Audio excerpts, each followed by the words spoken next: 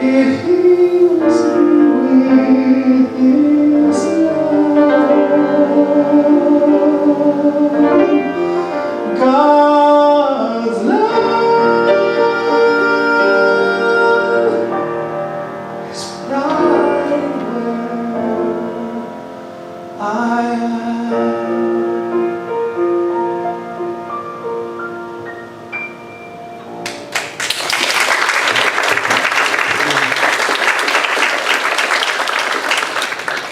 So if you'll just close your eyes with me for a few moments and take in the lyrics and the beauty of that song.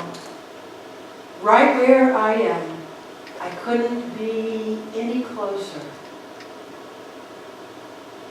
The one source is right where we are, so I'm asking us to feel it in whatever way we can. For me, I can tune into my breath. That reminds me, because I know that I'm not breathing myself.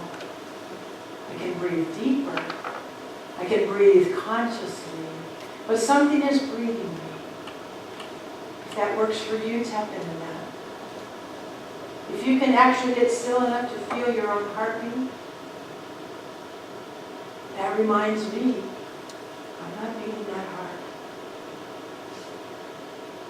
You can use the visual that Pat gave us in her prayer about the light breaking over the horizon. It's the same light that's within us. We don't make that light break over the horizon. We don't make our planet spin. Something does. And right here within us, that same light is. And so we tap into it.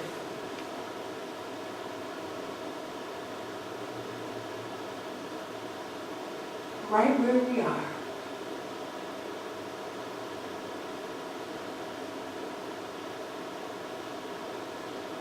My divine relationship is so sure it cannot be broken. And that's true of every single one of us. So I invite you to, for a moment, to call to mind your daily life. Whatever parts of it might want to show up, anything. You might want to start with waking up in the morning and just letting yourself progress through your day. Notice when you feel that divine connection. When in the day do you most feel it? And then know that you can expand on that. So upon rising, for instance, if you feel that connection, you feel that joy, maybe take a few more minutes and consciously connect to it. As you see yourself through your day, imagine perhaps even a little conflict. And within that conflict, call to mind right now your divine relationship. And see if you can connect that divine relationship right there in the middle of that conflict. Can you catch yourself feeling the conflict, but then remembering the source is right where I am, right here, in the middle of this conflict. Or maybe it's confusion, or maybe it's doubt. Maybe it's fear. Can you find a place right now in your mind's eye? I'm asking you to see it, to visualize it, to feel it. To remember in those difficult moments, those moments that challenge us. To remember that our divine relationship has not gone away.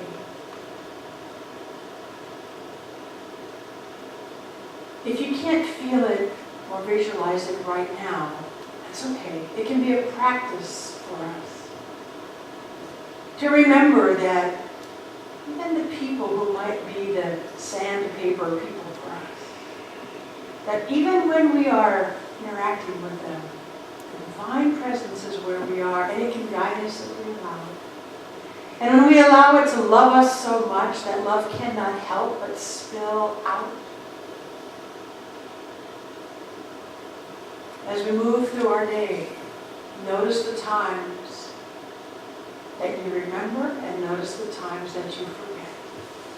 And just as we are doing this right now at my guidance, let us know that we can do it anytime we want. Let us remember that that divine source is right here. And we can say, ah, yeah, I remember. And so breathe deeply. Feeling the source in your breath. Feeling the source in your heartbeat. And just say thank you on the inside. And I invite you to open your eyes. The thing that I love is remembering that it doesn't matter what's happening. I can take that moment. Use my or somebody's words in your head if that helps you. Because I know a lot of people say, I can't do it on my own. So let my voice just now resonate inside your ears when you need it. The most challenging times of our day are the times when we're called to remember it the most. Oh yeah. My divine relationship is so direct. I am so loved. I could not mess that up. What I know for me is that when I fill myself with that love, there's no resistance, there's no anger, there's no defense, and it can't help but spill over into whatever's happening in front of me. Do I always remember it? Well, I'm human. Do you always remember it? Well, you're human. We don't always remember it. But we get better and better and better every time we do it. We close the gap of being able to say, ah, yeah, let me remember again right now. So I said I was going to come back to this other piece about our divine relationship. So here's how I'm going to finish this up. Our divine relationship is also reciprocal. Reciprocal. As we put out, so we receive. Let me give you one more from Ernest Holmes. Because he says both these things in one reading. There is that within us which partakes of the nature of the divine being. And since it partakes of the nature of the divine being, we are divine. That's what I've been saying this whole time. He goes on to say, it reacts to us according to our belief in it. And it is an immutable law. It's a spiritual law. The first reading says we use our nature for better or for worse. This is what this means. We're using that law for better or for worse. We are so loved that we couldn't mess it up. And we are so designed that the reciprocal nature means I must believe it first before it's going to come back to me. I must believe in loving relationships. I must believe in divine abundance. I must believe in the parking space. I must believe these things first because it's like the Spirit is all around and it has given everything. All that the Father has, that's a standalone. The next piece is mine. That's our part. All that the Father has is already here, is mine. It's our part now to claim that, to believe that, to know that. Our very nature asks us to believe it and choose it first. We are choosing stuff all day long. The secret then is to choose for our highest good.